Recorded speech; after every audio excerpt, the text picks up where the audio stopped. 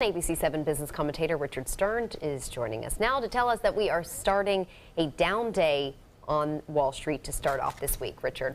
Haley, you're absolutely right. It was a down day, and frankly down 84 points at the low of the day, and actually up 6 early this morning, so we did have a 90-point range. But the story really is not today. The story is tomorrow and Wednesday. The federal committee that looks at interest rates, the Federal Open Market Committee, will take a look, and frankly, they raised rates in December, they raised rates in March, and it's all but a lock that they will raise rates one more time, that being on Wednesday. Whether they do it again later in the year, to be determined, but we'll have to see. Now let's take a look at the figures as they stand at 4 o'clock.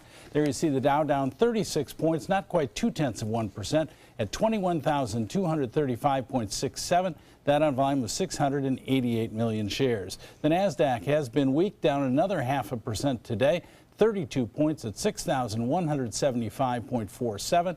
That on volume of 1,707,000,000 shares. And the S&P, actually the smallest move of the day, down just by 0.1%, not even 2.5 points at 2,429.39.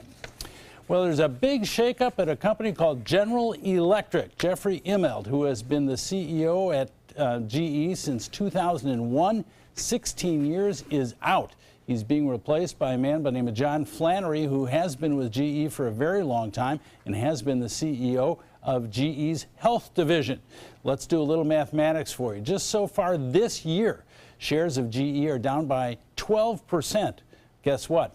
During that same time, the S&P is up by 9%. And believe it or not, in the last 10 years, shares of General Electric are down by more than 30%. And guess no surprise here, today they were up by almost 4% on the news that Mr. Immelt is retiring. And you've also got some news on a little company called Amazon, Richard. Boy, their stock is everywhere. If you recall, just last week we talked about the fact that it was trading above 1,000. It was down 33 points at one point during the day today, finished with a loss of 13 points. And of course, when a stock's trading at 900 and anything, 13 points doesn't mean a great deal, but it certainly gets your attention. Okay. Richard, thank you so much for the update. You're welcome.